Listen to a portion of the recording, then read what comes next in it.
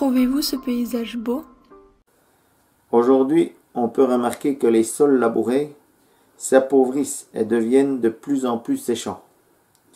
Les sols deviennent également peu perméables, ce qui pose des problèmes lors de périodes de pluie intenses. Il est vrai qu'aujourd'hui, on peut se poser la question: demain, pourrons-nous nourrir le monde tout en protégeant la planète Terre? Le labour, son principe: retourner la terre pour aller chercher les fertilisants en profondeur. Cela nécessite des outils tractants, donc une surconsommation de carburant, ce qui engendre une augmentation de la pollution atmosphérique. Sur un sol labouré, le cycle de l'eau est perturbé.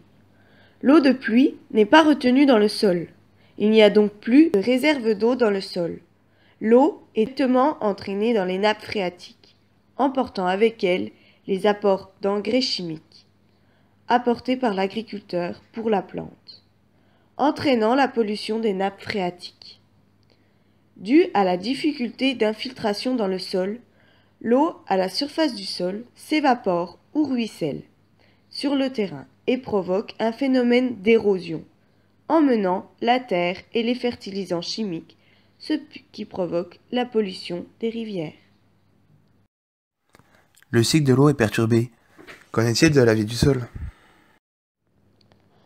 Lors du passage de la charrue, les sols se tassent, ce qui conduit à une diminution de l'oxygène dans le sol, entraînant la disparition de la microfaune du sol, par manque d'air, et la destruction de l'habitat de l'activité biologique, par l'utilisation d'outils tranchants dans le sol. L'utilisation de ces outils cause la libération du carbone stocké dans le sol par les plantes. Alors, qu'en pensez-vous?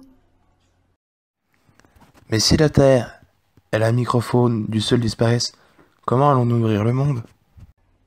Peut-être une solution à ce problème.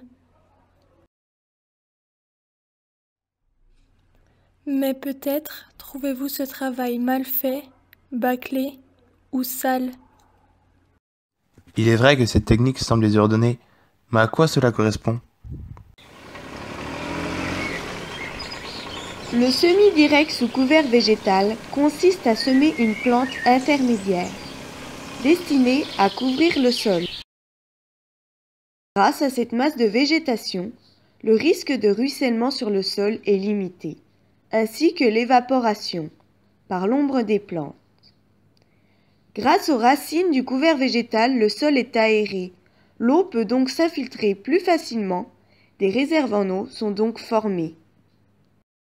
Ah oui, et la microfaune, qu'est-ce qu'elle en pense du couvert végétal? Grâce à la décompaction et à l'aération du sol par les racines, on trouve dans le sol une très forte activité biologique qui dégrade la biomasse produite par le couvert végétal et qui, par le fait, transforme la biomasse en éléments nutritifs stockés dans le sol.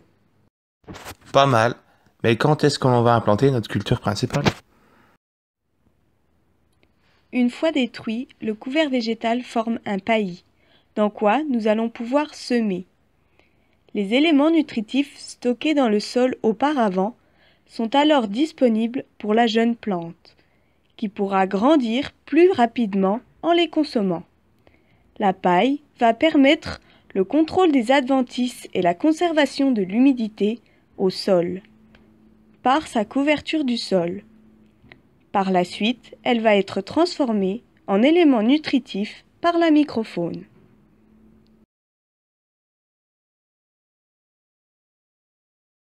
Et au départ, la motivation pour passer en semi-direct, c'était surtout économique, quoi. C'était pour réduire le temps de travail et puis réduire les coûts de mécanisation. Faire travailler, il y a des galeries, il y a des trous, c'est aéré, qui ont bien compris la technique et qui vont là-dedans, c'est pour augmenter les rendements. Donc produire davantage avec moins d'intrants. C'est ça qu'on recherche. Donc, je ne sais pas pourquoi on ne pourrait pas nourrir le monde.